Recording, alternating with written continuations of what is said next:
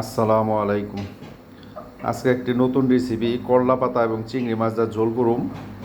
তো দেখতে থাকেন, মানুষ তো কত কিছু খায়, আমরা দেখি খাই এটা কেমন লাগে। করলা পাতা এবং চিংড়ি মাছ দিয়ে ঝোল। এইভাবে করলা পাতাগুলো কাটে কাইটা নেবেন, কাইটা পরিষ্কার করে ধুয়ে নেবেন এবং এই যে পেঁয়াজ কুচি, চুলায় তেল দিছি, পেঁয়াজ কাঁচামরিচ রসুন একবারে দিয়ে দিলাম চুলায়।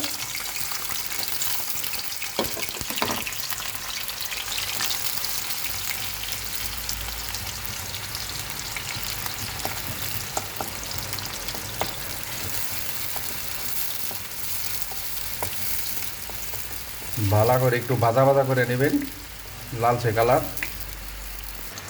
সাথে কয়টা আস্ত জিরা দিয়ে দিবেন, যদি আপনারা খান আর কি, না খেলে তো নাই।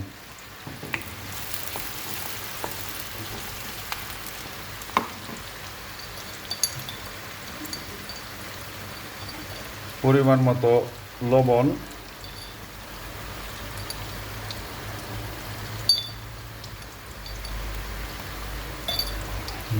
ভালো করে লাড়াচাড়া কইরা একটু লালচা লালচা ভাব হওয়ার পরে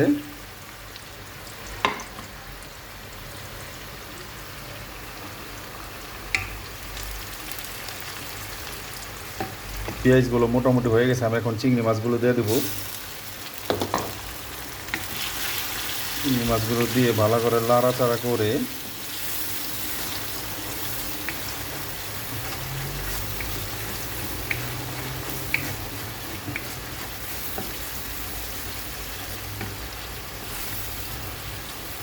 আমি করলা পাতা কম নিছি, তাই প্রথম তো, তাই চিংড়ি মাছ পেঁয়াজ রসুন এগুলো কম দিছি পরিমাণ মতো।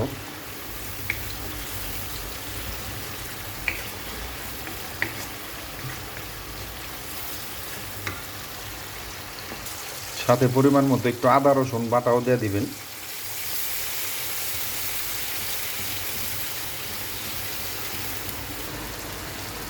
পরিমাণ মতো মরিচ বাটা,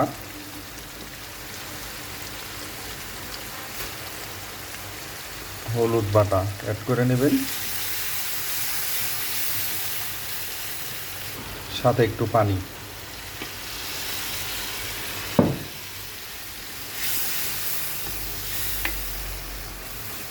হালকা 5 মিনিটের মতো মশলাগুলো কষানোর পর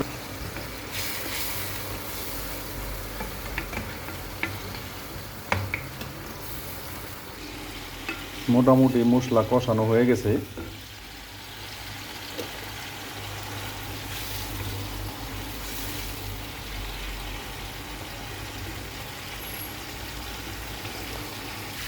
ধোয়া করলা পাতাগুলো চুলায় দিয়ে দেবো কড়াইয়ের মধ্যে।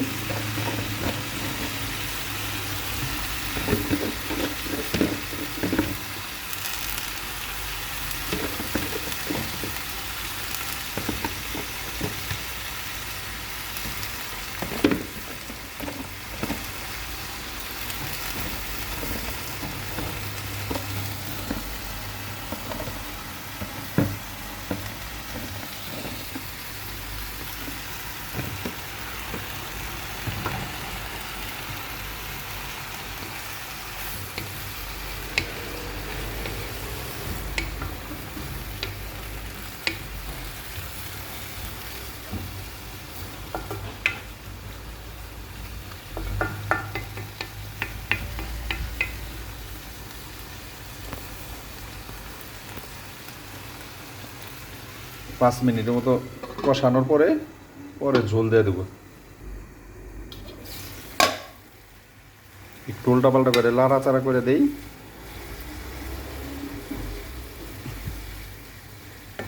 হ্যাঁ, কষানো হয়ে গেছে, এখন ঝোল দিতে পারো। আপনারা আপনাদের স্বাদ মতো বা পছন্দ মতো পানি দিবেন, ঝোল দিবেন। আমি কম করে দিলাম।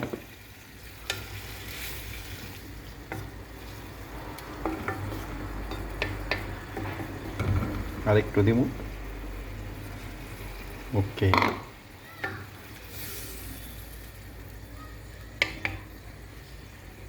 আবার 5 মিনিট জাল হবে।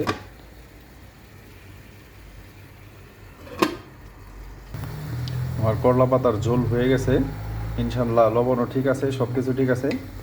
আজকের মতো এখানে শেষ। আল্লাহ হাফেজ। আপনারা যার যার স্বাদ মতো বানায় খাবেন, টেস্ট করে দেবেন। তবে শরীরের লেগে খুব মহা ওষুধ, অ্যালার্জি রক্তের জন্য। আসসালামু আলাইকুম।